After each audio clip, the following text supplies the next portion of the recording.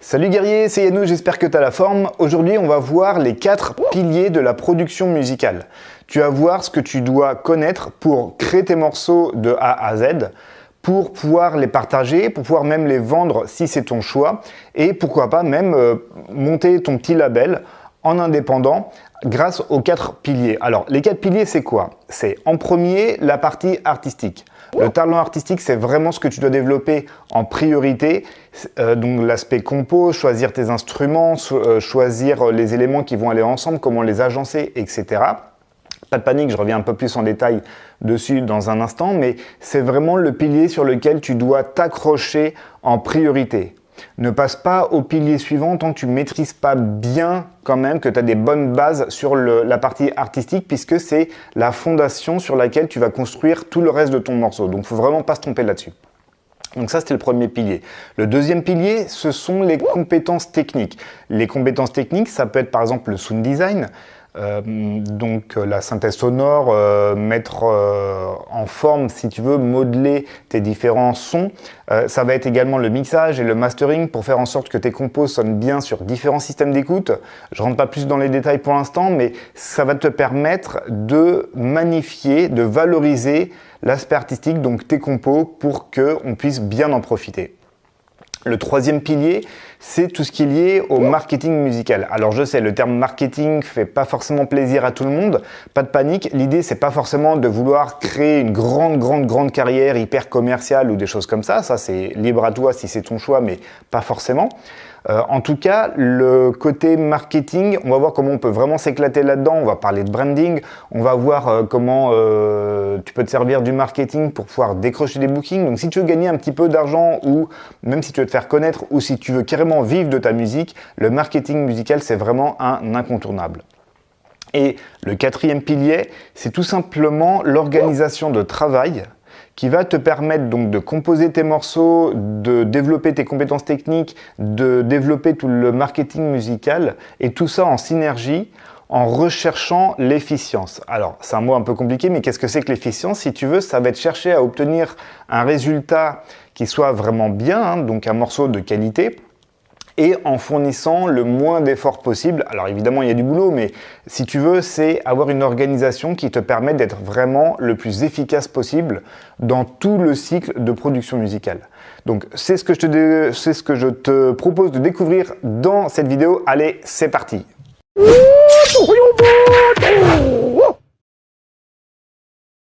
Allez, on attaque avec le premier pilier, le talent artistique. Comme je te disais en intro, c'est vraiment le plus important. Une des erreurs que j'ai faites, c'était de trop vite m'intéresser aux compétences techniques, qui sont donc le deuxième pilier, mixage, mastering, etc., au lieu de me concentrer sur progresser en tout ce qui est artistique. Donc, s'il te plaît, fais pas la même erreur que moi. Ne va pas trop vite vers les aspects de mixage, de mastering ou de sound design, de synthèse. Même si c'est passionnant, concentre-toi en premier sur l'aspect artistique. Pourquoi? Parce que, comme je te disais, c'est vraiment la fondation de ton morceau. Je sais, ça peut pas être évident, mais voilà. L'erreur que j'ai fait, si tu veux, c'est de me dire, voilà, j'ai fait une compo qui est pas mal, mais sans plus, tu vois. Il y a des petites choses qui vont pas et je me disais c'est pas grave, de toute façon après je vais faire le mixage et le mastering et puis ça va mieux sonner et je vais réparer les petites imperfections au mixage, donc avec des compétences techniques. Grosse erreur, ne fais pas ça. Appuie-toi vraiment sur les aspects artistiques, mets le temps qu'il faut là-dedans pour que ça défonce et que les aspects techniques soient vraiment optionnels. D'accord? En fait, il faut voir les compétences techniques comme un petit plus en fait qui va valoriser ta compo. Mais c'est pas les compétences techniques qui vont faire que ta compo elle est jolie ou qu'elle est bien ou même qu'elle sonne bien. Ça va améliorer les choses, mais ça ne va pas les corriger. D'accord? On ne corrige pas des erreurs artistiques, des erreurs de compo en phase de mixage ou de mastering.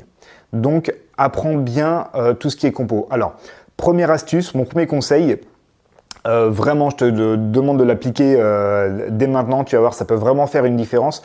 c'est que quand tu commences une compo, tu vas commencer généralement par créer un thème. Tu vas développer une idée. Donc déjà, il faut que cette idée, elle soit bonne, pourquoi pas originale, qu'elle te tienne vraiment à cœur, quelque chose qui te parle. Et il faut vraiment que tu trouves quelque chose qui fonctionne bien dès le départ. Même si c'est encore au stade de brouillon, juste d'idée, il faut que tu démarres sur quelque chose de bien. Encore une fois, si tu fais quelque chose de bancal, ta compo sera bancale et c'est pas avec les compétences techniques après que tu vas améliorer ça. D'accord ? Le gros de la réussite de ton morceau se joue au tout début de ta compo. Alors, pour multiplier les chances de réussir et de faire une belle compo, au lieu de créer un thème et de partir dessus, c'est-à-dire de produire tout le morceau, de créer tout le morceau sur ce thème, ce que je te recommande de faire, c'est de créer 4 thèmes ou 4 esquisses dès le départ. C'est-à-dire que tu vas en créer 4, donc ça va être des thèmes qui sont complètement différents les uns des autres, dans l'idéal, et ça va être juste des brouillons. Tu vas passer peut-être quelques heures dessus, mais pas plus, sur chaque thème, comme ça, et en fait, quand tu en auras 4, tu vas pouvoir prendre du recul et te dire celui-là, il est bien, celui-là, il est bien, mais je le sens pas trop, celui-là, il est pourri, et celui-là, par contre, il déchire, c'est celui-là que je vais choisir pour développer tout le morceau et produire tout le morceau. D'accord ? Donc, si tu veux, en faisant 4 essais au départ, ça permet de multiplier par 4 naturellement tes chances d'avoir un bon morceau à la fin. Évidemment, ça ne résout pas tous les problèmes. Si tes 4 thèmes à la base ils sont pourris, tu auras un morceau qui ne sera pas terrible au final. Mais statistiquement, si tu veux, ça te permet de partir sur une bonne base dans de plus nombreux cas, si tu veux, d'accord ? Donc voilà, commence par créer 4 esquisses, même si ça te prend un petit peu plus de temps, commence là-dessus et puis c'est pas perdu parce que les esquisses, les thèmes que tu auras créés comme ça, que tu auras composés, si tu ne t'en sers pas pour ce morceau-là, tu pourras très bien t'en servir dans des prochains projets ou même pour partager avec d'autres artistes ces thèmes-là si tu veux faire des collaborations, des versus par exemple avec d'autres artistes. Voilà, donc n'hésite pas à prendre le temps nécessaire pour un bon démarrage. Donc ça, c'était mon premier conseil. Ensuite, le deuxième conseil, évidemment, alors à chaque fois que je te donne un conseil, c'est des erreurs que j'ai fait aussi, donc ça sort pas de n'importe où. Hein. Dans ton morceau, pars sur un seul fil conducteur, donc une seule idée. Il vaut mieux que tu aies une seule idée dans ton morceau, mais que ce soit une excellente idée et que tu la développes bien, plutôt que de partir sur une idée et en cours de route de dire « Ah mais attends, je pourrais aussi faire ça, ah tiens, on ajoute telle idée », tu vois. Donc telle idée, ça peut être par exemple une autre mélodie ou par exemple un kit de batterie qui est vraiment différent de celui d'origine. Donc du coup, le problème c'est que quand tu ajoutes des idées comme ça en cours de route, au lieu de suivre un seul fil conducteur, eh bien tu vas te perdre. Parce qu'en MAO, on peut absolument tout faire, on peut partir dans tous les sens. Si tu as commencé à créer des morceaux, tu sais très bien de quoi je parle parce que je pense que tout le monde est passé par là. On part sur une idée, on ajoute des idées qui au final vont nous faire dériver de plus en plus de l'idée d'origine. Et en plus, on se dit... Ah mais attends, j'ai une super idée que je peux rajouter, puis j'ai encore une autre bonne idée, voilà, et plein de bonnes idées comme ça. En fait, ce sont souvent des fausses bonnes idées. Le bon truc à faire, c'est de partir sur un bon point de départ. Donc là, on en revient au conseil numéro 1 sur créer 4 esquisses pour partir sur une bonne trame.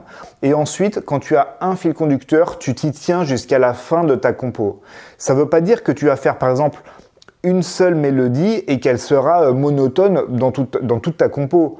Non, ce que je veux dire, c'est que tu pars sur un thème, tu peux créer par exemple une mélodie, après tu peux la décliner dans ton morceau, tu peux la rejouer mais sur d'autres synthés, d'autres instruments, tu peux faire pas mal de choses comme ça, mais pour décliner, pour redonner de la dynamique, pour redonner de l'énergie un petit peu différente au cours de ton morceau, mais globalement ça reste le même thème, le même type d'émotion qu'on veut transmettre et ça va vraiment te permettre de garder de la cohérence, de la cohésion tout au long de ton morceau. Voilà, donc pars sur une idée, donc une bonne idée, et focalise-toi sur un seul fil conducteur. Si tu as d'autres idées qui te viennent, des grosses idées qui te viennent en tête pendant ta production, eh bien, tu les mets de côté, tu les notes quelque part, ou voilà, mais tant que tu es dans ce projet-là, tu restes concentré sur un seul fil conducteur. Voilà. Et ensuite, dernière chose, essaye de raconter une histoire dans ton morceau. Donc ça, c'est mon troisième conseil. En anglais, on appelle ça le storytelling. Raconter une histoire, raconter quelque chose. C'est-à-dire que dans ton arrangement, tu vas faire évoluer le morceau pour qu'il se passe des choses et que ces choses en fait soient liées à des choses un petit peu humaines et des émotions. Par exemple, tu vas chercher des fois à faire de l'intrigue, à créer un manque. Tu vas pouvoir également provoquer des interactions entre les différents instruments ou les différents éléments. Donc en fait, l'idée, ce que tu peux faire, c'est que tu t'imagines que les instruments principaux de ton morceau sont comme des acteurs d'une pièce de théâtre. Donc il y en a un par exemple qui va parler, puis l'autre il va répondre, et puis l'autre il n'est pas content, il va parler encore plus fort, c'est un exemple un peu débile mais c'est vraiment pour t'illustrer, et puis l'autre finalement il va parler mais il va se taire un petit peu, ou voilà, il va y avoir une interaction, il va y avoir un jeu entre les acteurs, et les acteurs ça va être tes instruments principaux, ça peut être des instruments mélodiques, un piano, un violon, un synthé, ou ça peut être un instrument rythmique, je pense évidemment au kick et à la ligne de basse, puisque généralement ça fait partie vraiment des instruments les plus importants. Donc tu peux imaginer des interactions entre, par exemple, un piano qui joue quelques notes, et puis tu as le kick qui arrive, et puis tu as le piano qui revient, mais sur d'autres notes, ou bref, qui va tenter de répondre. Tu peux faire un jeu de questions-réponses comme ça, entre les figurants, si tu veux, entre les acteurs de ta pièce.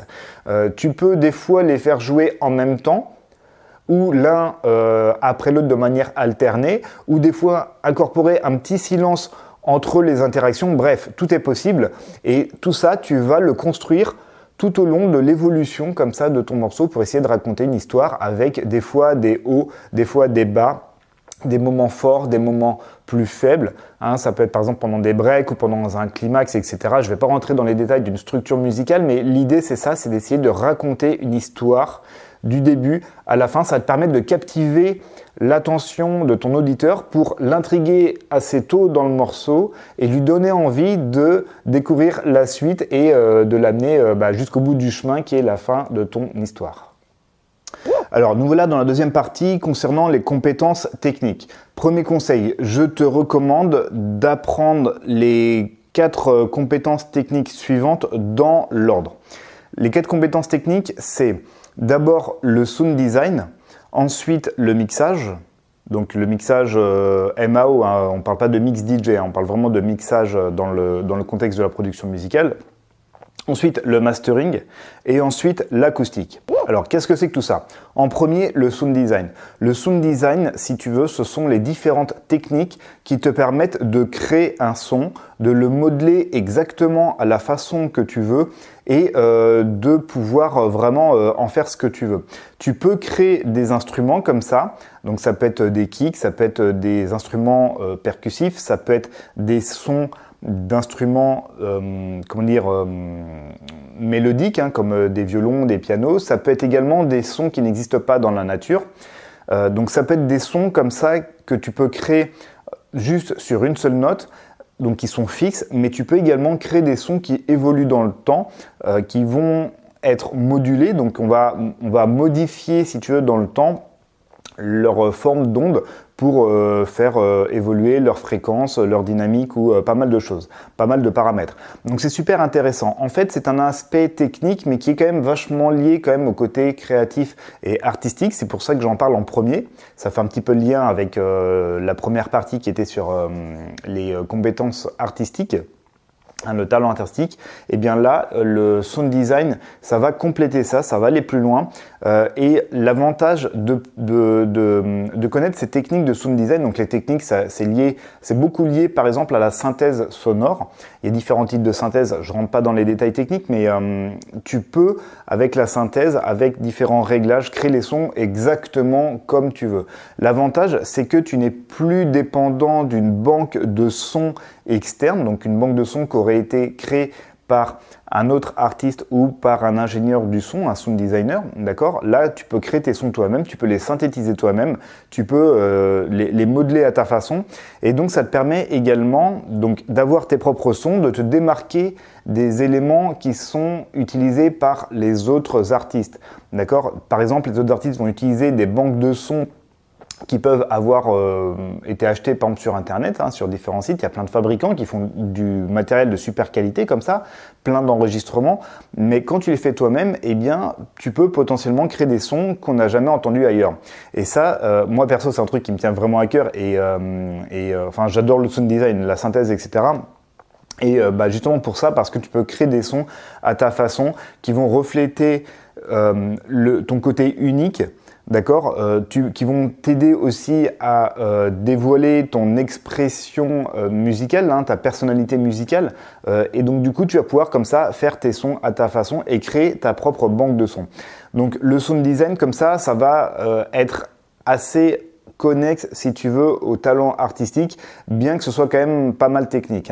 C'est pour ça que je te recommande de te mettre au sound design qu'une fois que tu maîtrises déjà bien l'aspect compo, l'aspect artistique. Donc ça, c'est la première compétence technique. La deuxième, c'est le mixage.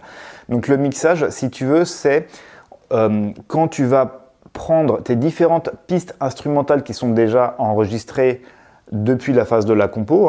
Donc là, tu as tes différentes pistes instrumentales, kick, tes percussions, tes instruments mélodiques, tes FX, les bruitages, les voix, etc. Et tu vas faire en sorte que chacune de ces pistes soit traité pour que l'ensemble sonne superbement bien. Donc tu vas mettre en avant certains éléments, tu vas mettre en retrait certains éléments un peu plus secondaires qui sont moins importants dans la compo. Donc tu vas faire différentes techniques, tu vas appliquer différents traitements pour valoriser ta compo, pour la magnifier, pour faire en sorte également qu'elle sonne bien sur les différents systèmes d'écoute. Les différents systèmes d'écoute, ça peut être des écouteurs, ça peut être une sono, ça peut être une chaîne hi-fi, ça peut être dans une voiture. Tu veux que ton morceau sonne bien partout. Tu ne veux pas qu'il y ait des fréquences qu'on n'entende pas bien ou des éléments qui soient un petit peu masqués ou atténués quand on l'écoute sur une chaîne hi-fi et alors que ça ne serait pas le cas si on écoutait sur une sono par exemple. Tu veux que le son soit restitué d'une bonne façon dans pour les différents systèmes d'écoute. Donc, on va appliquer tout un tas de traitements. Ça va être des EQ, donc des égaliseurs. On va jouer sur les fréquences. Ça peut être des compresseurs pour jouer sur la dynamique.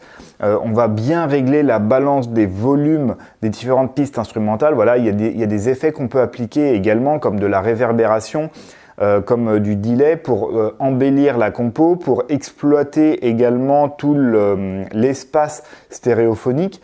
Tu vas jouer sur la panoramique également. La panoramique, par exemple, tu vas attribuer certains éléments à un emplacement plutôt sur la droite, alors que d'autres instruments, tu vas les placer un peu plus sur la gauche, d'autres très très à gauche, d'autres très très à droite, et beaucoup d'éléments qui vont être centrés. Il y a différentes raisons pour ça, notamment les éléments les plus importants, généralement on va les centrer, on va les jouer au centre. Si on est dans le bas du spectre de fréquence, donc tout ce qui est basse, on va plutôt jouer ça en mono, alors que des sons qui sont un peu plus dans les médiums ou dans les aigus, on peut élargir un petit peu plus au niveau de la stéréo, donc on va pouvoir jouer là-dessus, on va pouvoir faire des effets même intéressants, d'accord, alterner par exemple des sons entre droite et gauche, faire apparaître un instrument ici, un autre ici, on peut faire apparaître par exemple la voix principale au centre et des chœurs qui vont accompagner cette voix principale mais qui sont plus en arrière-plan. On peut pourquoi pas les jouer un petit peu plus eux sur les côtés, sur de la stéréo. Bref, on peut faire tout un tas de choses hyper intéressantes. Et en phase de mixage, je dirais que c'est à peu près 70% d'aspect technique et à peu près 30% d'aspect artistique. D'accord, il y a encore un petit peu d'artistique et de créativité puisqu'on va appliquer différents traitements, différents effets et d'un ingénieur de mixage à un autre, on peut avoir un rendu vraiment différent alors que la compo d'origine est la même. D'accord, donc il y a quand même une part de choix. Voilà, il y a un petit bout d'artistique, mais c'est quand même principalement de la technique. Donc ça, c'est le mixage.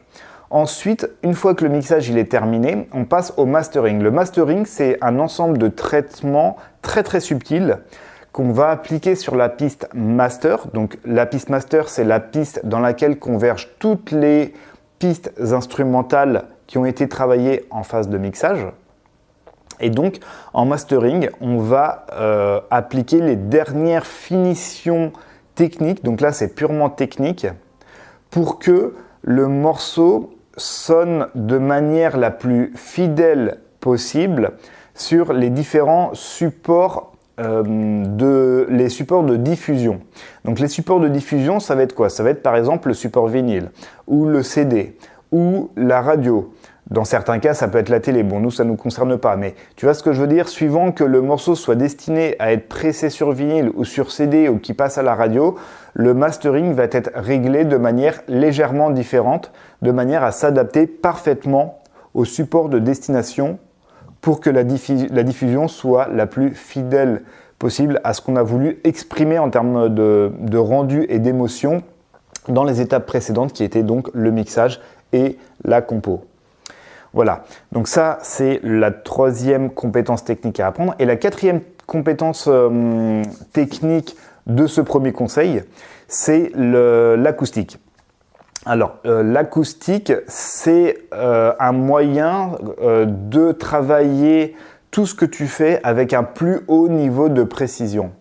Quand tu travailles dans un studio professionnel dont l'acoustique a été traitée, notamment par un ingénieur acousticien, hein, donc c'est vraiment quelque chose de très très geek, hein, c'est très très technique hein, l'acoustique. D'ailleurs, vaut mieux pas le faire toi-même, hein, si tu as les moyens, vaut mieux faire appel à un acousticien, mais bon, c'est des frais qui sont quand même assez costauds, hein, mais tout le monde ne peut pas se le permettre, mais en tout cas, c'est ce qui se fait dans des studios professionnels. En fait, le traitement acoustique, ça va consister à rétablir l'équilibre dans les différentes fréquences qu'on va entendre dans une pièce. Je fais très simple, hein, je vulgarise. Et du coup, pour faire ça, on va faire un traitement acoustique qui va être basé, par exemple, alors ça peut être sur des mousses acoustiques, c'est loin d'être le top, mais ça peut être un début. On peut avoir différents éléments qu'on va mettre, par exemple, au plafond ou sur les murs. Ça peut être des panneaux qui vont absorber certaines fréquences. Il y en a qu'on appelle des bass traps qui vont être spécifiques pour tout ce qui est bas médium, basse, voire sub, si vraiment c'est des gros bass traps. Hein. Je rentre pas dans les détails parce que pareil, ça peut aller très très loin. On va utiliser aussi des diffuseurs pour mieux diffuser la réflexion du son sur certaines parois. Bref, c'est la combinaison de différents outils comme ça qui vont permettre dans une pièce d'avoir un rendu acoustique qui soit vraiment optimal. Et quand c'est le cas, eh bien, ça te permet d'avoir un rendu très neutre, très équilibré entre les différentes fréquences, donc entre les basses, les médiums, les hauts médiums, les aigus par exemple.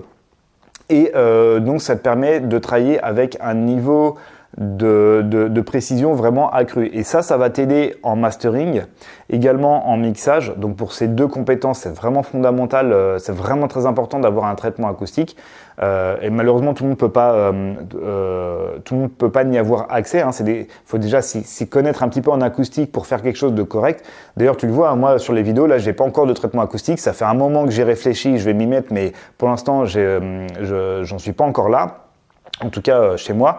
Et ça va t'aider également en sound design, voire même en compo, parce que plus tu travailles dans un environnement qui va te donner un rendu vraiment propre et équilibré, et mieux ce sera même dès le départ de la production musicale. C'est-à-dire même pendant la phase de compo et de sound design, évidemment mixage et mastering, si tu travailles dans un environnement dont l'acoustique a été traitée, c'est vraiment optimal. Voilà. Encore une fois, c'est quelque chose d'assez avancé. C'est pour ça que je te conseille de te former en acoustique que quand tu as déjà maîtrisé à un certain point les 3 compétences techniques précédentes. Voilà. Donc tout ça, c'était mon premier conseil. Apprends ces 4 compétences techniques dans cet ordre-là. D'accord ? Et encore une fois, c'est un ordre qui va du côté le plus artistique vers le côté le plus technique. Ok. Deuxième conseil. Alors, une erreur que j'ai fait trop souvent, hein, j'en ai déjà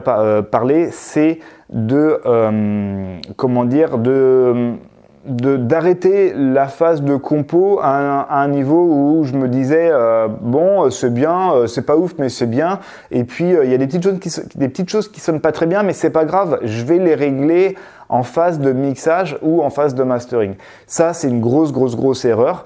Il faut que tu travailles le plus à la source possible, à la source du son possible, donc le plus en amont possible. En amont, ça veut dire quoi? C'est quand on remonte en amont, on revient vers la phase artistique. C'est-à-dire que si ta compo, elle ne sonne pas superbement bien avant de passer en phase de mixage, eh bien, passe pas encore en phase de mixage, corrige ce que tu as à corriger en phase de compo. Ça peut être également en sound design. Donc le sound design, tu te rappelles, la synthèse sonore, le réglage de tes différents synthés pour que ton kick, par exemple, il sonne bien, qu'il ait une bonne dynamique, qu'il soit clair, qu'il soit percutant comme tu le souhaites, etc. Donc on va pouvoir travailler un petit peu sur les fréquences également, mais l'idée, c'est toujours d'aller travailler le son le plus à la source possible, le plus à son origine, le plus en amont de sa création, si tu veux, d'accord? Et parce que c'est là que tu auras le plus de possibilités pour faire des réglages avec plus de finesse, avec plus de détails. Et plus, au contraire, tu vas attendre tard dans le cycle de production musicale, plus tu vas attendre tard pour corriger quelque chose et plus ça va être embêtant, problématique et plus tu vas être restreint au niveau de tes possibilités. Si un élément sonne mal, au lieu de te dire je vais corriger ça en mixage ou en mastering, essaye vraiment de le corriger d'abord en phase de compo et de sound design. Fais le mieux que tu puisses dans ces étapes-là, et seulement ensuite, quand tu as une compo qui sonne vraiment bien, là tu passes en phase de mixage, et le mixage, il va rehausser, valoriser tout ça. D'accord? Il va embellir, ça va être la cerise sur le gâteau. Mais il faut vraiment que ta compo soit bien à la base, d'un point de vue artistique, mais aussi qu'elle sonne bien, même d'un point de vue un peu technique, en tout cas d'un point de vue rendu sonore. Il faut que ta compo sonne vraiment nickel avant de passer en mixage. Voilà, donc ça c'est une erreur que j'ai fait, évite de faire la même. Encore une fois, hein, j'insiste parce que c'est tellement important, mais c'est vraiment le côté artistique qui fait la différence. Donc ça c'était le deuxième conseil, travaille le plus à la source possible. Troisième conseil, vas-y mollo sur les traitements quand tu es en phase de mixage et encore plus en phase de mastering. Pourquoi? Parce que les traitements que tu vas appliquer, comme de la compression, de la largeur stéréophonique ou de l'égalisation, eh bien, en phase de mixage, quand tu vas appliquer ça sur une piste, ça va s'appliquer sur toute la longueur de la piste. Donc fais attention parce que des réglages peuvent être intéressants à certains moments du morceau, mais pas à d'autres. Donc pareil, là on peut utiliser des automations pour avoir des réglages un petit peu différents, plus ou moins intenses à différents moments de la compo. Je ne rentre pas dans les détails, mais si tu veux, la règle globale, c'est vas-y mollo sur les traitements en mixage et en mastering. Encore une fois, j'ai fait l'erreur, notamment sur les compresseurs.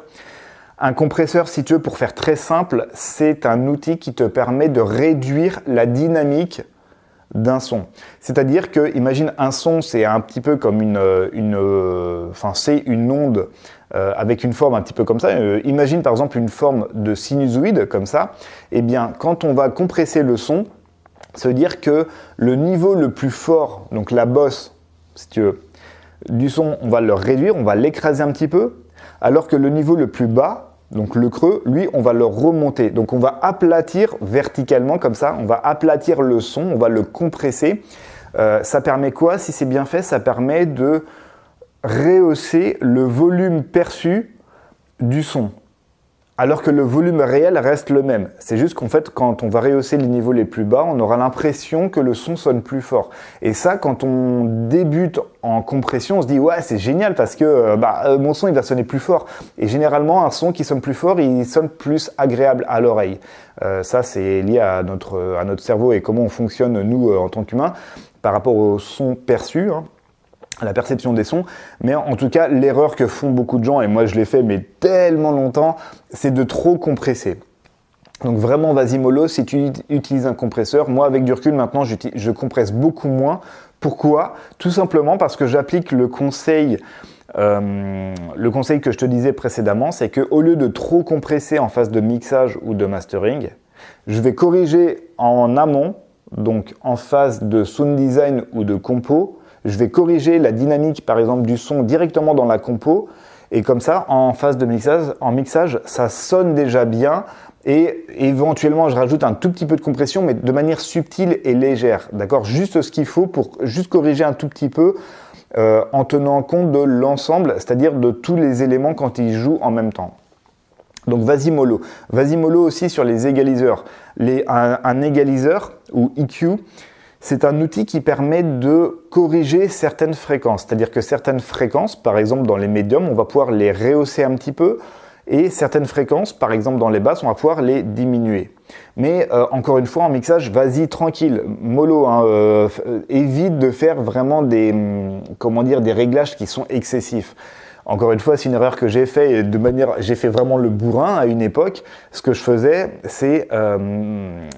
j'avais fait ça d'ailleurs, je me rappelle, sur des morceaux que je faisais presser sur des vinyles, parce que je mixais sur vinyle à l'époque, je faisais presser sur des vinyles à l'unité. Et une fois que j'avais fait le pressage et que j'écoutais, je me disais, mais le rendu, il est affreux en fait. Les morceaux manquaient de corps, de présence, parce que j'y allais trop fort sur les EQ. C'est-à-dire qu'en fait, au lieu d'atténuer certaines fréquences et de rehausser certaines fréquences sur tel ou tel instrument, eh bien, je coupais complètement, totalement, certaines fréquences par exemple, sur le kick, alors que sur la basse, au contraire, j'augmentais ces fréquences-là, ou je les augmentais et je les coupais totalement au niveau des aigus, par exemple. Tu vois, donc, au lieu de juste de retoucher un petit peu certaines fréquences, j'y allais carrément franco, je les coupais totalement. Et ça, sauf cas particulier, il ne faut vraiment pas le faire, parce que ça va dénaturer ta compo et ça va déséquilibrer. C'est vraiment, voilà, évite l'excès dans tous les cas. Dernière chose, cette fois, c'est pas en phase de mixage, mais en phase de mastering, donc à la toute fin de la chaîne de la production musicale, à la toute fin, le dernier élément que tu vas mettre en mastering, ça va être un limiteur. Le limiteur, c'est un petit peu un garde-fou, si tu veux. Alors, c'est très proche d'un compresseur, hein, c'est plus ou moins la même chose, sauf que c'est réglé de manière un petit peu extrême. Un limiteur, si tu veux, c'est un outil qui empêche le son de dépasser un certain volume, quoi qu'il arrive. Donc là, je mets un seuil. Le seuil, généralement, le seuil par défaut, c'est 0 décibel. On ne veut jamais dépasser le 0 décibel. C'est-à-dire que le son, il sera toujours en dessous de 0 décibel. C'est vraiment une norme à respecter systématiquement. Donc toi, ton son, donc je parle vraiment de ton morceau dans son intégralité, hein. Encore une fois, le mastering, c'est tes différentes pistes instrumentales qui convergent en une seule piste. Donc cette piste, on va faire en sorte qu'elle ne dépasse jamais le 0 décibel. Donc du coup, le son, quoi qu'il arrive, il sera coupé à 0 décibel. Et donc le limiteur permet en fait cette coupure, hein, il va limiter le volume. Et des fois, on va en profiter un petit peu pour booster quand même un petit peu le son, c'est-à-dire qu'on va augmenter son volume, en tout cas les niveaux les plus faibles, d'accord? En termes de volume, on va les augmenter, mais le volume maximum, lui, reste le même. Donc du coup, on va un petit peu compresser le son en quelque sorte, hein. On va le tasser un petit peu comme ça. Donc ça donne une impression de volume global qui va être plus fort, qui va être surélevé, alors que le volume, officiellement, il sera toujours à maximum 0 décibel. Et du coup, encore une fois, quand on a une impression de volume plus fort, on a l'impression que le son est meilleur. Alors que la compo, c'est la même à la base, hein. C'est une impression qu'on a, voilà. Et l'erreur que font beaucoup de gens et que j'ai trop fait encore une fois, c'est d'y aller trop fort sur le limiteur. Et donc du coup, ça va écraser de manière excessive toute la dynamique. Et ça, c'est très problématique parce que ça va écraser la dynamique, donc le relief, si tu veux, sur toute ta compo, donc sur toutes tes pistes instrumentales. Donc le limiteur, s'il est mal réglé, en gros, ça peut vraiment niquer toute ta compo, quoi, tout ton projet. Donc vas-y vraiment de manière précise, subtile et légère. Voilà pour les compétences techniques.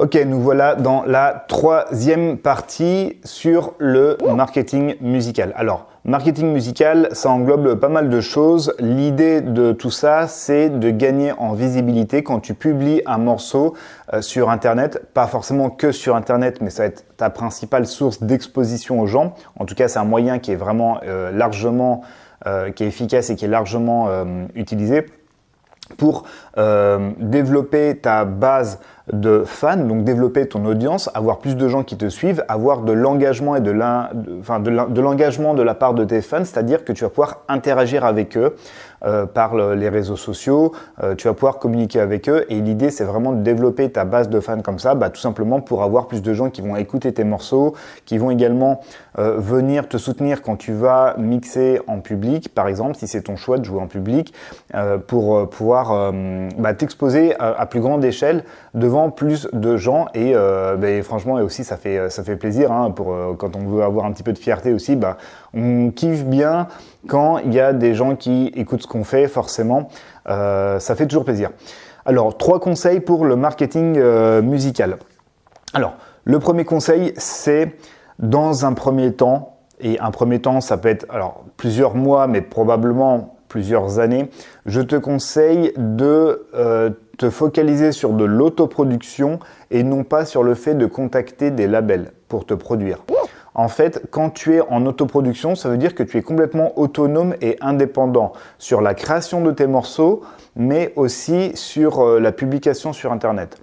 La création de tes morceaux, on l'a vu avec les 2 premiers piliers, donc compétences artistiques d'abord et les compétences techniques. Ça veut dire qu'à la fin des compétences, de ce qu'on a vu dans les compétences techniques, donc après le mastering, ton morceau il est totalement terminé, donc il est prêt à être diffusé. Donc là, on arrive à la phase du marketing, la phase où tu vas pouvoir exposer et partager ton morceau auprès de ta communauté, auprès de ton audience.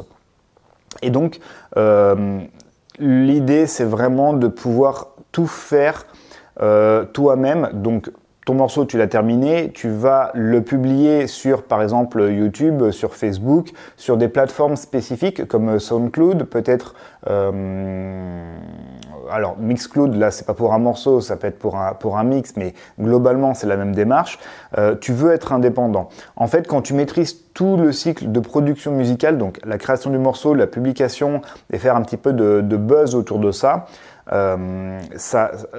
l'idée c'est d'être indépendant sur tout cet aspect de production musicale jusqu'à le maîtriser.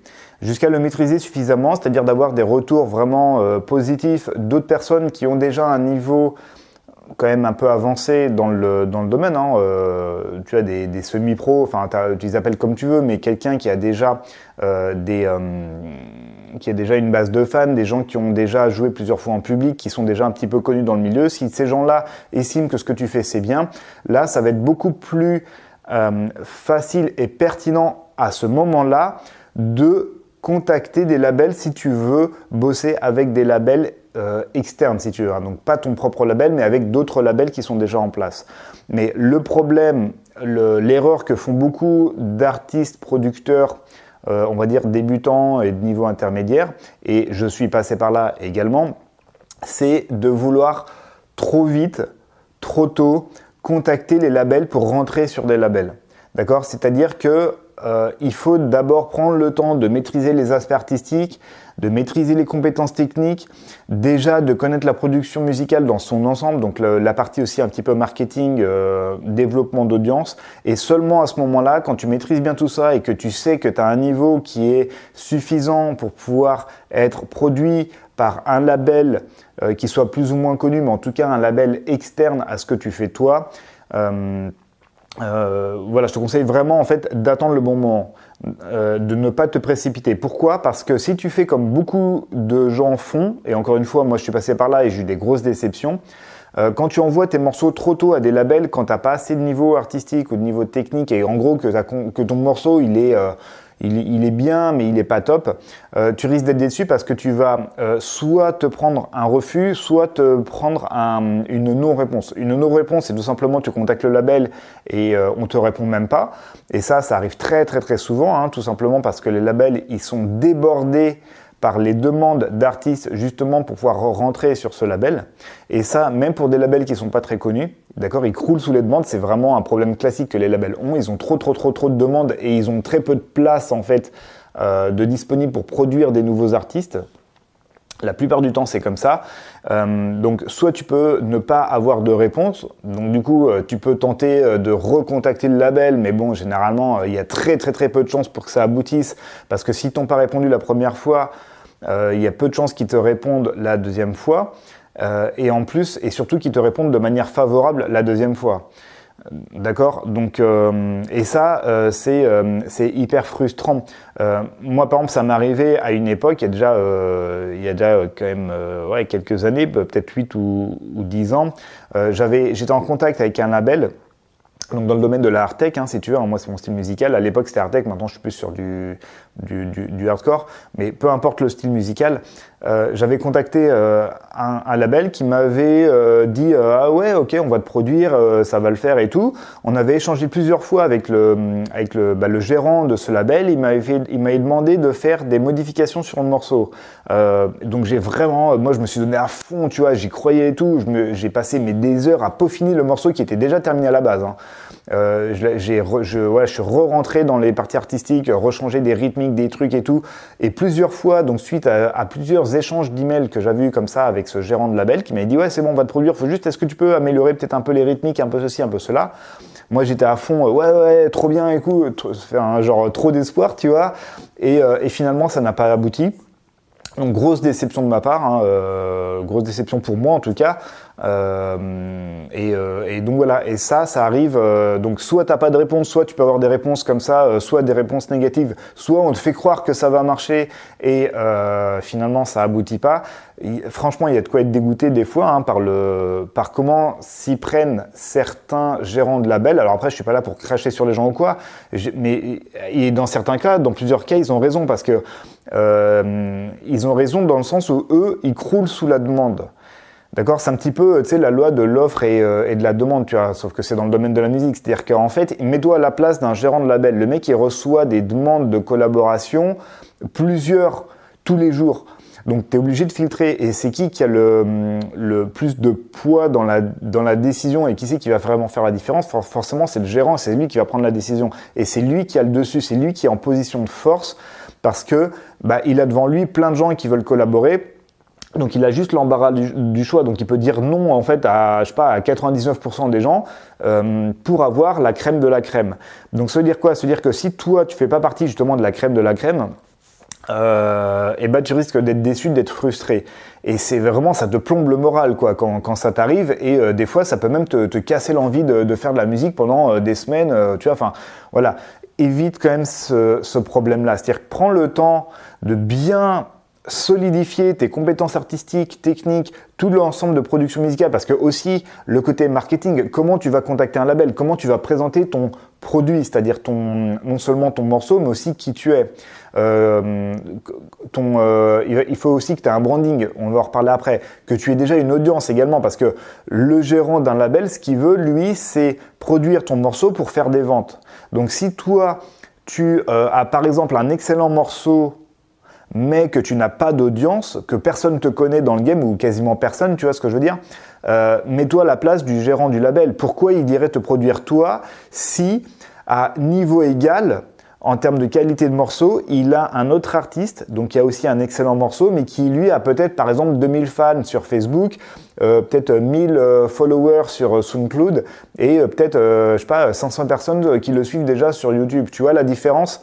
Mets-toi à la place du gérant du label, il va choisir le mec qui a déjà une petite audience, qui est déjà un peu connu, parce qu'il va se dire que ce morceau va se vendre plus facilement, étant donné que l'artiste a déjà une fanbase, donc une base de fans, déjà une audience, tu vois, déjà des gens qui le suivent et des gens à qui l'artiste et le label pourront vendre ou faire streamer le morceau. Voilà, d'accord. Donc le potentiel d'un artiste, il est pas lié uniquement à son talent artistique et à ses compétences techniques, mais également à sa base de fans, à comment il réagit, comment il interagit avec les gens, comment il s'expose, est-ce qu'il joue régulièrement ou pas en public, parce que ça va aussi peser un petit peu sur la balance. Donc il y a tout ça. Déjà, le marketing musical, ça va être assez global. Donc voilà, je te conseille vraiment dans un premier temps de te focaliser sur de l'autoproduction. Donc être complètement autonome et indépendant dans toute ta démarche, comme ça déjà tu n'as besoin de personne, tu es tranquille, tu fais ton truc, tu fais un morceau, boum, tu le publies, tu réagis un petit peu comme ça avec ta base de fans, tu fais grossir ta fanbase comme ça petit à petit, hein, il y a pas mal de stratégies pour ça, etc. Je ne vais pas en parler là en détail, mais il y a vraiment pas mal de choses, de choses à faire et une fois que vraiment tu as ta base de fans, que le truc est posé, que tu as déjà fait des dizaines de morceaux qui sont vraiment bien, que tu as des retours positifs de mecs qui ont du niveau dans le game, quoi, si tu veux, hein, dans ton style musical, alors là, tu peux, dans ce cas-là, présenter un ou des morceaux à un label, tu commences par un label qui est très pertinent, commence par un petit label qui est très pertinent avec ton style musical, qui reflète vraiment tes valeurs, ce que tu veux transmettre avec ta musique, d'accord? Tu vas lui proposer un ou plusieurs morceaux et tu vas communiquer avec lui d'une certaine manière pour valoriser ton travail, pour montrer que tu as confiance en toi, pour montrer que tu as des arguments, donc ta base de fans, ton talent, etc. Donc tu vas arriver avec une démarche assez pro, tu vois, déjà avec du recul, et comme ça, tu vas maximiser tes chances que ça fonctionne. Alors, tu n'auras jamais 100% de chances que ça fonctionne, évidemment, hein. Les chances de bosser avec un label sont quand même faibles, même quand tu as déjà un certain niveau. Encore une fois, c'est une question de concurrence, hein. Il y a beaucoup de concurrents, quel que soit ton style musical. Quand je dis des concurrents, c'est d'autres artistes qui veulent aussi rentrer sur ce label, mais du coup, le gérant du label, à un moment donné, il doit faire un choix. Il a des places extrêmement limitées, donc il veut la crème de la crème. Donc, dans un premier temps, soit en autoproduction, comme ça tu es autonome, tu es tranquille, tu te fais plaisir, tu fais tous tes prods comme ça en indépendant, sans rien attendre de qui que ce soit d'autre, donc tu n'as pas ces frustrations ou ces déceptions.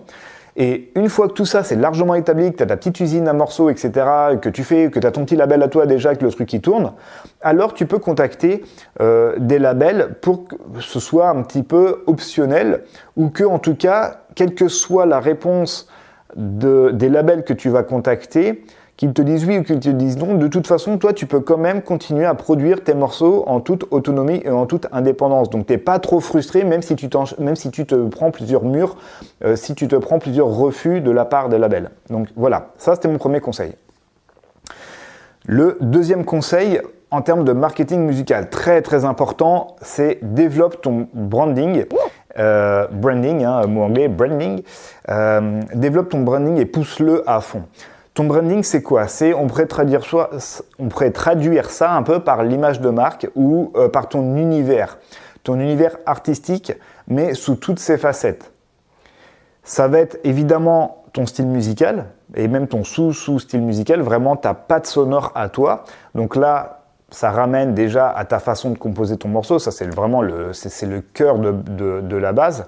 Ça nous ramène par exemple aussi au sound design, parce que tu te rappelles le sound design, la synthèse sonore, comment tu crées tes propres éléments, tes propres instruments, ça te permet de te démarquer des autres artistes. Ok, donc tu crées des morceaux qui sont potentiellement différents de ce qu'on a déjà l'habitude d'entendre. Alors faut pas que ce soit trop différent non plus, mais quoique c'est toi qui vois, hein, pourquoi pas, mais en tout cas, il faut quand même qu'il y ait des choses qui soient rattachables à un style musical que les gens peuvent facilement catégoriser, d'accord? Il faut que tu puisses être mis dans une case facilement, d'accord? Il faut que tu sois, par exemple, je ne sais pas, si tu t'appelles Max, qui soit un DJ producteur, par exemple, techno, d'accord? Ou Max, producteur dubstep, d'accord? Mais il faut qu'on puisse te mettre dans une catégorie de manière facile. Ça aide les gens à mieux se souvenir de toi, que ce soit pour collaborer avec d'autres producteurs, des artistes ou des organisateurs de soirées pour jouer en public ou pour des labels également. Il faut qu'on puisse quand même te mettre globalement dans une case assez facilement. Mais ça, c'est juste pour ton style musical. Après, tu peux avoir ta patte. Je te conseille vraiment, il faut que tu travailles ta patte pour vraiment être différent des autres artistes, mais également exprimer ta personnalité musicale. Il faut que tu mettes en avant, en exergue, ce qui fait que tu es unique, que tu es différent des autres artistes qui sont sur le même style musical et tu peux vraiment trouver un truc et le développer à fond. moi, par exemple, donc tu vois, j'ai un branding qui est assez inspiré du chamanisme. Hein. D'ailleurs, tu vois, là, c'est mon logo. Je sais pas si tu verras bien, mais Yanou, voilà, c'est basé sur du chamanisme parce que les sons que je fais, j'ai fait un rapprochement, si tu veux, avec le chamanisme, avec le tambour de chaman, des choses comme ça. Et donc, du coup, c'est quelque chose que je vais vraiment développer. Je vais développer ça au niveau des sonorités, mais également, tu vas développer ton branding sous tous les aspects, donc les aspects de communication visuelle également. Donc ton logo, il faut que tout ça, c'est une cohérence. Hein. Donc ton logo, la façon dont tu communiques avec tes fans, tu peux même leur donner un nom, hein. Pourquoi pas, hein. De la même manière que sur la guerre des potards, le branding, tu vois, avec les potards et tout, bah, mes élèves, je les appelle les guerriers des potards, tu vois. Donc tu peux donner un nom, par exemple, à tes fans, ça augmente la complicité que tu as avec eux. La façon dont tu as interagi avec eux, la façon dont tu communiques dans ta globalité, le vocabulaire que tu utilises par exemple, les codes visuels que tu vas utiliser. Par exemple sur mon autre projet qui s'appelle Alchemy, c'est un duo avec mon pote Calbo. On est deux sur le projet et donc on pousse aussi beaucoup le branding avec toute une histoire qu'on raconte. Ça, tu le sais, si tu me suis un petit peu sur la guerre des potards, j'en parle beaucoup d'Alchemy parce que c'est pareil, on développe le branding à fond. On a des masques, donc tu peux développer ton image comme ça avec le code vestimentaire. Ça peut être des fringues, ça peut être un masque, ça peut être un déguisement. Pense aux Daft Punk par exemple, tu vois. Tu les reconnais tout de suite parce qu'ils ont leur casque, ils ont tout leur univers. T'as plein d'exemples en fait comme ça, et l'idée c'est que tu trouves le truc qui te corresponde vraiment à toi, à ta personnalité, à ton univers musical, et que tu crées cet univers. Et là vraiment pousse le truc à fond, pousse le délire à fond, exprime-toi, lâche-toi. N'aie pas peur de dire mais qu'est-ce que vont en penser les autres, ça paraît stupide, etc. Là tu vois, à l'heure où je fais cette vidéo par exemple, il y a quelques jours j'ai tourné on a fait un shooting photo et vidéo où je suis déguisé en chaman, tu vois. Donc je me suis pris tout un déguisement que j'ai quand même bien travaillé, etc. Je te montrerai ça sur la guerre des potards en temps voulu.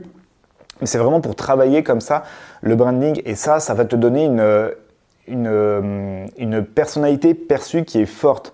Tu vois, regarde, imagine par exemple sur un style musical, dans ton style musical, imagine par exemple imagine deux personnes. Les deux sont aussi bons d'un point de vue artistique, technique, tout ça. Ils sont au même niveau de qualité. Imagine le mec qui a pas vraiment de personnalité, qui est banal, qui a pas de déguisement, rien. Voilà, bon, ok, hein, il peut envoyer du lourd au niveau du son, mais voilà, il s'habille normalement, il est normal, il n'est pas remarquable particulièrement, il n'est pas mémorable particulièrement. C'est juste sa musique, elle est bien, voilà. Et tu as un autre artiste à côté. Même style musical, même compétence, tout pareil. Par contre, lui, il a poussé un délire qui le rend unique, et il l'a poussé à fond, tu vois. Ça peut être déguisement, encore une fois, les fringues, ce que tu veux, mais il a poussé un truc particulier. T'imagines, la différence entre les deux, elle est cruciale. On va vraiment remarquer et se remémorer le mec qui a un branding qui est fort. Parce que ça va être différent, ça va sortir de l'ordinaire. Tu vois, aujourd'hui, on est dans une guerre de l'attention. Quand tu publies du contenu sur les réseaux sociaux, les gens ont très peu de temps à t'accorder. Donc si toi, tu n'es pas remarquable tout de suite, si tu n'es pas visible, si on ne te retient pas tout de suite, ça va être compliqué pour les gens de retenir ce que tu fais et retenir et écouter ta musique. Ça va être moins intéressant pour eux si tu n'as pas de personnalité un peu particulière. D'accord ? C'est pour ça que tu as des artistes ou des groupes de musique qui vont vraiment très très loin dans leur déguisement, leur façon de parler, leur façon de s'exprimer, etc. Je te recommande de suivre cette démarche, de faire ton truc à toi. Et c'est génial ça, tu vois, c'est ton branding, en fait, tu peux prendre une de tes spécificités dans ta personnalité ou dans la façon dont tu composes, et tu peux vraiment le pousser à l'extrême. Je te donne un autre exemple, un truc que j'ai fait moi sur des morceaux perso, mais qu'on fait en particulier sur mon duo Alchemy, c'est que tu sais, on a créé toute une histoire. Chaque morceau raconte une partie de l'histoire comme ce serait le cas dans une série télévisée comme Game of Thrones ou peu importe. D'accord ? Donc chaque morceau, c'est un chapitre de l'histoire. On a un tome 1, par exemple, là, qui est fait avec les 10 premiers chapitres, donc 10 morceaux. Et dans ces morceaux, pour raconter l'histoire, il y a un narrateur. il y a des personnages, et ces personnages, en fait, on les a créés de toutes pièces avec mon pote, et des fois c'est moi qui parle, des fois c'est mon pote Calbo qui parle, on enregistre nos voix, on applique des traitements spécifiques à ces voix, et en fait on fait parler les personnages, comme dans un roman, ou comme des acteurs, si tu veux, d'une pièce de théâtre, par exemple, si tu veux. On incarne les personnages de notre histoire, on s'enregistre et voilà. Et ça, c'est quand même vachement, tu vois, c'est quand même assez original. J'ai pas vu beaucoup d'autres artistes avoir cette démarche-là. Et cette démarche, on la pousse à fond. Pour te donner un ordre d'idée, on la pousse tellement que on a par exemple enregistré le tome 1 de l'histoire d'Alchemy, donc les 10 premiers morceaux. Là, on a enregistré un morceau entier, puis l'autre, puis l'autre, puis l'autre. En fait, comme ça dure 1 heure. Cet enregistrement, c'est ni un mix DJ, ni une performance live, c'est juste que les morceaux sont enchaînés l'un après l'autre, et du coup, ça raconte toute l'histoire, dans l'ordre chronologique, tu vois. Et également, on a accompagné ce tome 1 avec un document PDF qui est disponible sur toutes les descriptions, tu sais, les descriptions sur YouTube, sur SoundCloud, sur Bandcamp, sur nos différentes plateformes. Ce PDF, il est téléchargeable donc par nos fans. Et du coup, ça raconte l'histoire de chaque morceau, donc de chaque chapitre, comme ça, l'histoire en version écrite. Et ça permet vraiment de faire plonger, d'immerger, si tu veux, nos fans dans notre univers, donc dans notre histoire, dans notre fiction, si tu veux. Voilà, je te recommande vraiment de pousser ça le plus possible. Le branding, c'est vraiment très, très, très, très important. Donc ça, c'était mon deuxième conseil. Troisième conseil pour terminer sur le marketing musical, et donc là on va vraiment plus parler d'argent. Si tu veux arrondir tes fins de mois ou si tu veux vraiment gagner de l'argent, vivre de ta musique directement, eh bien un truc très important à garder en tête, c'est de multiplier tes sources de revenus. Alors, tes sources de revenus en tant qu'artiste, il y en a plein en fait. Ça peut être les streams de tes morceaux sur les plateformes comme Spotify, Deezer, etc. Ça peut être la vente de tes morceaux sur des plateformes comme Beatport ou Juno Download ou iTunes, etc. Là où on peut acheter tes morceaux. Bon, ça c'est pas, ça peut te rapporter un petit peu de sous, mais c'est vraiment pas ça qui va te permettre de vivre de ta musique. Une des sources de revenus les plus importantes, c'est les bookings. Les bookings, ce sont les prestations de DJ producteurs ou de performance live, peu importe comment tu t'y prends pour jouer tes compos, pour jouer tes morceaux. Que ce soit du mix DJ ou de la performance live, peu importe, ça c'est toi qui vois cet aspect-là. Mais en tout cas, dès que tu vas jouer en public comme ça, tu vas pouvoir être rémunéré. Alors ça peut être quelques centaines d'euros, voire beaucoup plus que ça à un certain niveau, un niveau avancé. Mais ça va être probablement ta source de revenus principale. En tout cas, tu vas chercher à développer celle-ci en priorité parce que c'est celle qui a le plus de potentiel, d'accord, les bookings. Après, il y a plein d'autres façons de gagner de l'argent avec la musique qui sont plus ou moins lointaines de la musique. Ça peut être travailler dans un magasin de sono, par exemple. Ça peut être travailler dans un studio de mixage, de mastering. Ça peut être faire de la ghost production. La ghost production, un ghost producer, comme on dirait en anglais, c'est quelqu'un qui va créer des morceaux, mais non pas en son propre nom d'artiste, mais pour un autre artiste, d'accord ? Un autre artiste qui peut être juste un DJ, mais un DJ qui veut avoir des morceaux en son nom, et peut-être qu'il ne va pas les créer lui-même, il va peut-être faire appel à un ghost producteur qui va créer des morceaux, mais qui va créer les morceaux non pas au nom du producteur, mais au nom du DJ, d'accord ? Et le DJ va faire croire à son audience que c'est lui qui a créé le morceau. En tout cas, c'est lui qui l'aura produit, mais c'est pas forcément lui qui l'aura créé, d'accord ? Des fois, ça peut poser des problèmes d'éthique ou de morale. Bref, c'est pas le débat ici, mais en tout cas, ça peut être une source de revenus. Donc bref, des sources de revenus, il y en a plein. Je vais pas m'étendre sur tout ce qui est faisable. Il y a aussi le merchandising. Le merchandising, quand tu es un petit peu connu, que tu as déjà une base de fans. Le merchandising, ça va être, par exemple, créer des t-shirts, des goodies, des casquettes, des choses comme ça, des vêtements, des objets, avec ton logo ou avec quelque chose qui est lié à ton branding, donc à ton univers, et que tes fans vont t'acheter, et donc toi, du coup, tu vas pouvoir gagner un peu de marge sur la vente de ces produits-là. Donc voilà, mais en tout cas, le principe, c'est de multiplier tes sources de revenus pour pouvoir vivre de ta musique. Voilà pour les 3 conseils en ce qui concerne le marketing musical. Nous voilà au 4e pilier qui est l'organisation de travail. Alors, ce pilier, il est assez souvent sous-estimé par pas mal de producteurs, souvent qui débutent, ils n'ont pas forcément conscience de l'importance de l'organisation de travail, même quand on est semi-pro ou pro. En fait, mieux tu seras organisé et plus tu seras efficace. Et plus tu arriveras à créer des morceaux de qualité. Alors évidemment, l'organisation, c'est pas ce qui fait toute la différence. Évidemment, c'est pas aussi important que le côté artistique ou que les compétences techniques. Par contre, ça va te permettre d'aller plus vite dans ce que tu fais, d'être plus productif, d'arriver à la finalité avec moins d'efforts ou moins de temps consacré. Donc voilà, ça te permet d'être efficace, mais de manière optimisée. J'aime bien appeler ça un petit peu l'efficience. On va rechercher l'efficience. L'efficience, si tu veux, c'est par exemple arriver à terminer, à créer un morceau qui soit de la qualité que tu veux, à le produire intégralement. Donc la production, ça va aussi donc sur le marketing musical, donc le publier, faire du buzz, mettre ton morceau sur les plateformes comme Deezer, Spotify, etc. À disposition des gens. C'est de faire tout ça, mais en y passant le moins de temps possible, en mettant le moins d'énergie possible dans tout ça. Et voilà, donc c'est augmenter, tu vois, c'est être efficace et avec le moins d'énergie, le moins de ressources possible. T'as pas envie de passer 6 mois sur un morceau, d'accord ? T'as envie d'aller vite et en même temps d'avoir de la qualité. Alors pour ça, on va travailler sur l'organisation de travail. Il y a pas mal d'axes à travailler là-dessus. Premier conseil, ça va être de planifier en avance tes sessions de travail, tes sessions de MAO. Donc là, ce que je te conseille, c'est d'être le plus régulier possible. Idéalement, si tu peux passer par exemple 2 heures par jour à faire du son, ce serait l'idéal. Je sais, 2 heures par jour, tout le monde n'a pas les moyens, le temps de consacrer 2 heures par jour à la musique, malheureusement. Je te parle d'un idéal, c'est un exemple. Mais le fait de faire de la musique tous les jours, essaye d'en faire un petit peu tous les jours, tu vois.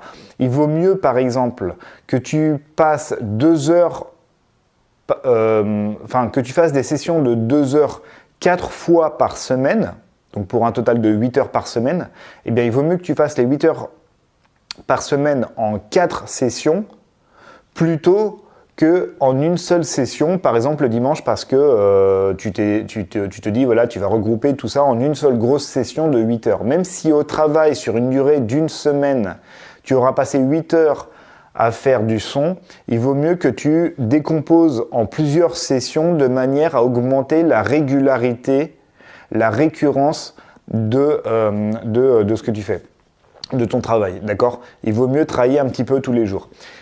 Donc là, tu vas pouvoir aménager ton organisation perso, tu vas pouvoir planifier tes sessions dans ton agenda en fonction de tes contraintes personnelles, si tu as une vie de couple, vie de famille, vie professionnelle, etc.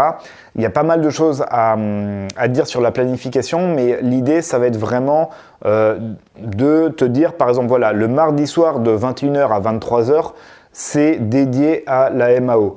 Le jeudi de 20h à 21h, par exemple, c'est dédié à la MAO. Tu te cales en fait tes sessions comme ça et tu fais en sorte de respecter le plus possible ces créneaux que tu t'es définis. Un petit peu de la même manière que quand tu t'inscris à un club de sport, par exemple, je sais pas, tu veux faire du karaté, il y a les cours qui sont de 20h à 22h, eh bien, tu vas organiser ta vie pour que sur ce créneau-là, tu sois disponible, que tu sois frais, que tu aies de l'énergie, que tu aies du cerveau disponible pour l'activité que tu as choisi de faire pour ce créneau-là. Donc là, on parlait du karaté, mais là, dans notre exemple, ça va être pour de la production musicale. Donc première chose, planifie tes sessions en avance. La deuxième chose qui est toujours liée à ce premier conseil, c'est quand tu organises tes sessions comme ça de MAO, il faut que tu arrives à te mettre dans un état de flow. Alors l'état de flow, qu'est-ce que ça veut dire ? C'est un principe en psychologie, ça vient de la psychologie humaine. Le flow, c'est un état dans lequel tu es tu es dans le flow quand tu es complètement absorbé par ce que tu fais. Tu es complètement immergé, tu ne vois pas le temps passer, tu fais même pas attention à ce qui se passe dans ton environnement autour de toi. Tu as déjà probablement ressenti cet effet-là quand tu étais plongé dans une passion ou quand tu étais plongé dans un travail de manière intensive ou dans des choses que tu kiffes faire dans la vie. L'état de flow, on va vraiment tout faire pour le rechercher. C'est un état de concentration maximum. Tu es complètement focus sur ce que tu es en train de faire. Tu es à fond dans le moment présent. Tu n'es pas en train de planifier ce qui viendra plus tard, de trimballer des choses du passé, de penser à d'autres choses. Non, tu es complètement focalisé sur ton morceau, par exemple, ou sur le marketing que tu veux appliquer à ton morceau. C'est faisable uniquement si tu planifies ça en avance, donc tu planifies tes sessions en avance et tu les planifies de manière à être absolument indérangeable. Ça, c'est très important. Quand tu es dans ton truc, tu es tout seul, on ne vient pas te déranger. Donc là, tu fais ce qu'il faut, tu préviens monsieur ou madame, hein, si tu es en couple, ou les enfants, enfin, pour ne pas venir te déranger pendant ce créneau qui est un petit peu sacré, hein, quand tu fais de la production musicale. Tu veux absolument qu'on ne te dérange sous aucun prétexte. Et ça, c'est valable pour les gens dans ton environnement physique, d'accord? Donc la famille, par exemple, ou tes potes, etc. Hein. Quand tu es dans ton truc, tu es indérangeable. Mais c'est aussi valable pour tout ce qui est notification. Donc ton téléphone, tu l'éteins ou tu le mets au moins sur silencieux. Ça, c'est clair, d'accord? Tu retournes l'écran pour pas qu'on le voit, ou tu le mets dans une autre pièce, peu importe, mais tu ne touches pas à ton téléphone, tu ne veux aucune notification. Donc, il n'y a pas de Facebook, il n'y a pas de mail, il n'y a pas de tous ces réseaux sociaux, toutes ces notifications qui peuvent venir te déranger. D'accord? Et encore une fois, si tu fais des sessions qui sont régulières et qui sont assez courtes, par exemple des sessions d'1 heure ou de 2 heures, tu peux te permettre justement d'être complètement indérangeable et donc d'être dans l'état de flow. Et quand tu seras dans l'état de flow, tu verras que niveau créativité, waouh, ça fonctionne mieux, forcément. Quand tu es concentré dans ton truc, tu es beaucoup plus créatif, tu arrives à de la créativité beaucoup plus facilement.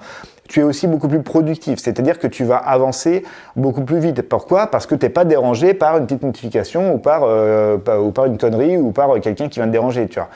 Donc c'est très important. Donc tu planifies tes sessions et tu les planifies de manière à être totalement dédié à 100% à ce que tu fais. Donc ça, c'était mon premier conseil. Le deuxième conseil, c'est de te créer ce que j'appelle un framework. Framework, c'est un mot anglais. Alors, tu sais, j'aime bien utiliser des mots anglais un peu, des fois, ça fait un peu stylé, tu vois. Framework, en fait, on pourrait traduire ça par une boîte à outils. La boîte à outils, ça va être tous les éléments qui vont te permettre de créer ton morceau, mais aussi de faire la production dans son ensemble, c'est-à-dire les aspects marketing. Donc, pour ce qui est de l'aspect création artistique de ton morceau, ton framework, ça va être par exemple tes différents VSTI. Les VSTI, ce sont les instruments virtuels. Boîte à rythme, synthé, donc ça va te permettre de faire des sons de piano, tes kicks, etc. D'accord? Ça va être également ta ou tes banques de sons. Si tu travailles avec des audios, donc là tu travailles en wave, hein, tu ne travailles pas en MP3, hein, attention, hein, je te surveille. Tu travailles toujours en wave, en qualité, tu as des banques de sons comme ça au format wave ou un autre format mais non compressé, on veut de la qualité. Tu as ces banques de sons qui sont déjà catégorisées, qui sont déjà organisées de manière à pouvoir retrouver les sons, les instrus que tu cherches facilement et rapidement quand tu es dans le flow, quand tu es dans le feu de l'action. D'accord? Hein, tu veux pas, quand tu es en train de composer, tu veux pas mettre 2 heures à trouver le FX ou le kick que tu voulais, machin. Non, non, tu vas vite parce que tu es organisé, parce que tout ça c'est catégorisé, c'est classé de manière claire. Donc ta boîte à outils, elle est organisée, elle est propre, elle est facilement et agréablement utilisable à tout moment. Donc voilà, ta boîte à outils, donc c'est pour les aspects artistiques, c'est également évidemment pour tout ce qui est technique, mixage, mastering. Donc là, tu connais déjà tes VST, donc tes outils pour les différents traitements, égaliseur, compresseur, on a parlé du limiteur tout à l'heure, il y a plein d'autres choses hein, pour la stéréo, les reverbs, enfin tous ces outils-là, ça va, qui vont te permettre en fait d'améliorer le rendu de ton morceau, eh bien, ils sont facilement à ta disposition. Tu vas pouvoir utiliser également des templates. Les templates, en français, on appelle ça des modèles. Hein. Un template, hein, c'est un modèle, si tu veux. Ça va être un modèle de fichier source.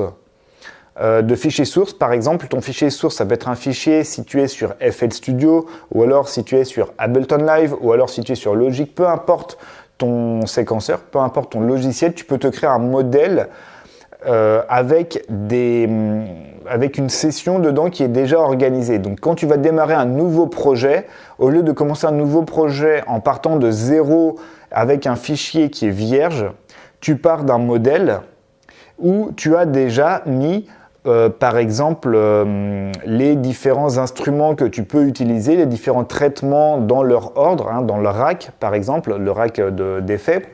Tu vas pouvoir appliquer un code couleur aux différentes pistes instrumentales, aux différents canaux de ton mixeur, donc les différentes tranches de ton mixeur.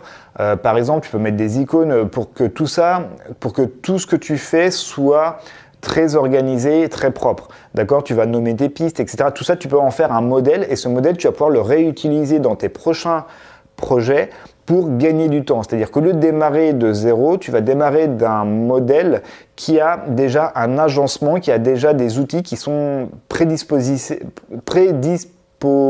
ou en tout cas ils sont déjà mis dedans, déjà agencés pour te faire gagner du temps encore une fois. D'accord ? Il y a plein de choses qu'on va refaire d'un projet à l'autre, d'un morceau à l'autre, eh bien au lieu de réinventer la roue à chaque fois, tu vas créer des modèles et tu vas réutiliser ces modèles pour à chaque fois économiser du temps sur tous tes projets. Donc tu peux utiliser des templates comme ça, des modèles pour tes fichiers sources. Tu peux également utiliser des presets pour tes différents instruments, tes VST, donc tes instruments virtuels, tes traitements, que ce soit des traitements, d'EQ, encore une fois, que ce soit des synthés pour créer les instruments. Tout ça, tu peux créer des presets, des préconfigurations si tu veux. Soit tu les crées toi-même, soit tu les récupères d'Internet. Tu peux acheter des banques de presets comme ça. Et tu vas, pareil, comme pour ta banque de sons, tu vas les archiver, les catégoriser de manière claire, de manière explicite pour pouvoir t'y retrouver facilement. Donc voilà, tu as un framework comme ça, tu crées ta boîte à outils globale. C'est pas uniquement pour créer ton morceau, c'est aussi pour tout ce qui va te permettre de faire ton marketing. Tu vas pouvoir par exemple créer des templates également pour tout ce qui est visuel.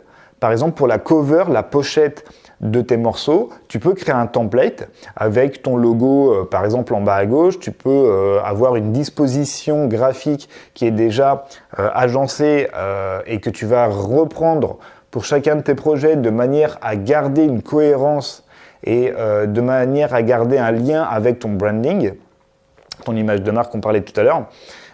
Donc c'est important comme ça d'avoir une boîte à outils qui soit vraiment efficace à disposition et d'être très organisé. Voilà, donc ça c'était le deuxième conseil. Mon troisième conseil pour une organisation optimale et efficace, c'est ce qu'on appelle le workflow. Eh ouais, encore un mot en anglais, hein, mais c'est le bon terme. Le workflow, on pourrait traduire ça par le flux de travail. Pour dire les choses de manière claire, ce que j'appelle un workflow, ça va être lié directement à ta méthodologie. Comment est-ce que tu produis tes morceaux? Comment est-ce que tu crées tes morceaux? Donc ça va être les étapes à suivre l'une après l'autre pour créer ton morceau et l'envoyer sur Internet de manière optimale, de manière optimisée, de manière la plus logique et à ce que ça te prenne le moins de temps possible. Donc, ton workflow, tu veux qu'il soit vraiment rodé, c'est-à-dire que tu sois vraiment habitué à l'utiliser. C'est un peu comme une recette de cuisine que tu vas appliquer systématiquement. Alors, il va évoluer au fur et à mesure que tu progresses, que tu as de l'expérience. Il va évoluer de la même manière que ton framework, donc que ta boîte à outils, les deux, hein, le workflow et le framework, ce sont deux outils qui vont évoluer avec ton expérience, avec le fait que tu essayes des nouveaux outils, des nouveaux VST par exemple. que tu accèdes à des nouvelles banques de sons, des nouvelles banques de presets, d'accord? Donc ton framework va évoluer et ton workflow, donc ta méthodologie étape par étape, va évoluer également à force de, par exemple, tu vas changer un outil, et bien ça va aussi changer la façon dont tu travailles étape par étape. Tu veux changer ta méthodologie, tu peux par exemple te créer des raccourcis, sauter certaines étapes que tu faisais avant, que tu n'as plus besoin de faire grâce à tel nouvel outil. Et du coup, les deux vont évoluer comme ça. Un workflow qui est efficace, c'est un workflow qui te permette de passer du point A au point B de manière prévisible. Le point A, c'est tu pars de zéro ou tu pars juste d'une idée pour ton morceau. Et le point B, c'est ton morceau, il est complètement terminé. Voire si on prend en compte tout l'aspect de la production musicale, ton morceau, il est complètement produit, c'est-à-dire il est envoyé sur Internet, tu as fait le marketing, tu en as parlé autour de toi, tu as déjà eu des interactions avec ton audience, en fait, des feedbacks de ton audience, par exemple, sur ce morceau, des critiques constructives que tu vas chercher à recevoir. Bref, le workflow, c'est toute la méthodologie pour passer de l'idée à un projet qui est complètement terminé, qui a été diffusé, qui a été marketé, si on veut appeler ça comme ça, tout ça de A à Z, d'accord? Donc ton workflow, il faut qu'il soit rodé, plus il sera rodé, plus tu pourras aller vite et en même temps faire de la qualité. Donc c'est vraiment très très très important. Voilà pour l'aspect organisation de travail. Voilà pour les 4 piliers à maîtriser pour ce qui concerne la production musicale. Alors, comme tu l'as vu, on n'est pas rentré dans la technique volontairement. Je t'ai pas montré mon écran dans le logiciel de MAO. Je t'ai pas montré tout ça. En fait, des explications trop poussées, si tu veux. C'était volontaire. L'idée, c'était de faire un survol pour que tu aies une vision globale de ce que c'est que la production musicale et pour que tu puisses, si tu le souhaites, apprendre de manière optimale les différentes compétences et dans un ordre logique d'apprentissage. Tu vois, si tu veux creuser chacun des points qu'on a vus dans cette vidéo, tu pourras le faire par un moyen ou par un autre. Pourquoi pas avec les formations que je propose et les coachings ou par un autre moyen. En tout cas, au moins maintenant, tu as vraiment une vision complète de ce sur quoi tu dois te former si tu veux aller plus loin. Je te remercie d'avoir regardé cette vidéo. Pense à plusieurs choses. Déjà, mets un petit pouce vers le haut comme ça si tu as aimé et si tu veux soutenir mon travail, ça fait toujours plaisir. Pense à partager également à tes potes qui pourraient être intéressés, qu'ils soient débutants ou plus avancés en production musicale, ou même pour des potes qui sont DJ et qui veulent peut-être se mettre à la création de morceaux, ça peut les intéresser. Donc pense à partager cette mini-formation autour de toi. Pense également à t'abonner à la chaîne YouTube et à la page Facebook pour pouvoir voir des prochains contenus comme ça dès qu'ils vont sentir. Mets-moi un petit commentaire également si tu es sur Facebook ou sur YouTube par exemple, peu importe, mets un petit commentaire en dessous, ça fait toujours plaisir. Si tu as des choses à dire par rapport à cette formation, si ça t'a plu, si ça t'a pas plu, si tu as des explications à apporter, si tu peux apporter ta petite contribution comme ça, ce serait cool, comme ça tout le monde en profite. Donc merci à toi si tu fais tout ça. Une deuxième chose, cette formation, je l'ai résumée au format écrit dans un PDF qui est téléchargeable également en libre accès. Tu verras, tu auras un lien donc sur cette page, un peu plus bas, tu verras, tu vas trouver ça. Tu auras donc le résumé comme ça au format PDF, tu peux télécharger ça, tu peux garder ce PDF au chaud comme ça sur ton ordinateur pour pouvoir y revenir plus tard, peut-être dans quelques semaines, dans quelques mois. Et pour avoir tout ça sous les yeux à portée de main, ça peut toujours être pratique. Et une dernière chose, et alors là par contre c'est que pour les gens qui sont motivés, si tu le souhaites, tu peux t'inscrire à ma newsletter pour qu'on continue à rester en contact.